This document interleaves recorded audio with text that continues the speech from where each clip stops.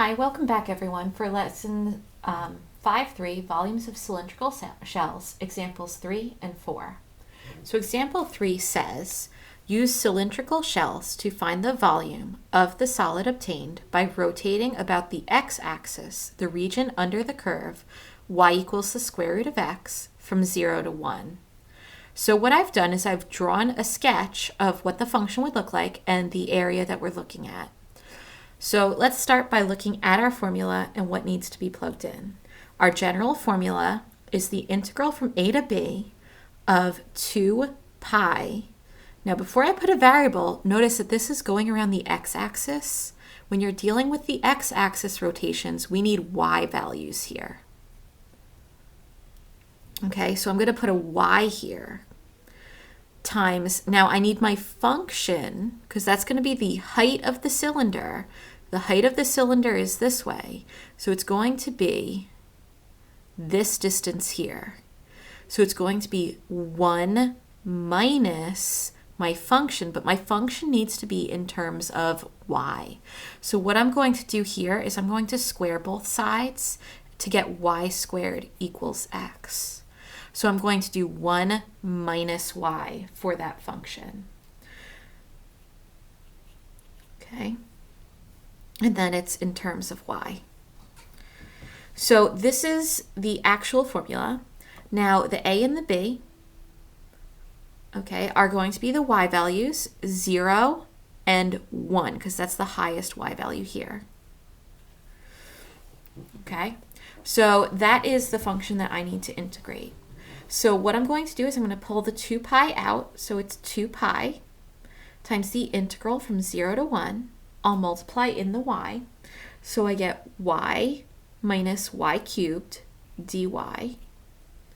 Okay, then I'm going to just go up by 1 on my power. So it's y squared and a 1/2. And go up by 1 on my power. So it's y to the 4th and 1/4. And this whole thing is evaluated from 0 to 1. And I can't forget my 2 pi. Okay, so if I put in 1, I'm just going to have 1/2 minus 1/4. And if I put in 0, I'm just going to get 0. So I don't need to subtract anything here. And then 2 pi at the front. Okay, so this is 2/4 minus 1/4 is 1/4. And then times 2 is going to be 1/4 times 2. So I can reduce to get 1/2. So it's 1 times pi over 2. So pi over 2 is my answer there. Okay, let's take a look at example 4. Okay, in example 4, it says, find the volume of the solid obtained by rotating the region bound by y equals x minus x squared and y equals 0 about the line x equals 2. So what I've done is I've drawn the shape that I would get. Okay, so this is my function. This is the area that I'm looking at. Y equals 0 is the bottom of this. Okay, and x equals 2 is my axis of rotation. So notice this is a rotation around a vertical line, so everything needs to be in terms of x. Okay, so I'm doing my integrating with respect to x. So let's set up our integral. Now the lowest x value it hits is 0 and the highest x value is right here, and this is the point 1, 0. Okay, and I can find that from a calculator. So that's the 0.10. So 0 and 1 for my limits. Now I'm going to put the 2 pi. Now this is in terms of x, but notice I have my axis to the right of my area. So my radius value is going to be 2 minus whatever x value I'm using here, because that's going to be the radius here. Okay, so it's going to be 2 minus that x value.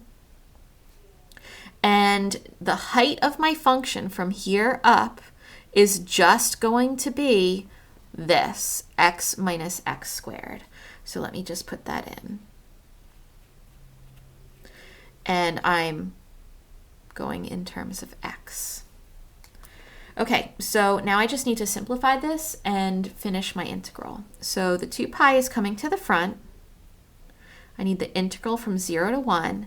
If I distribute in, I get 2x minus 2x squared minus x squared and plus x cubed dx.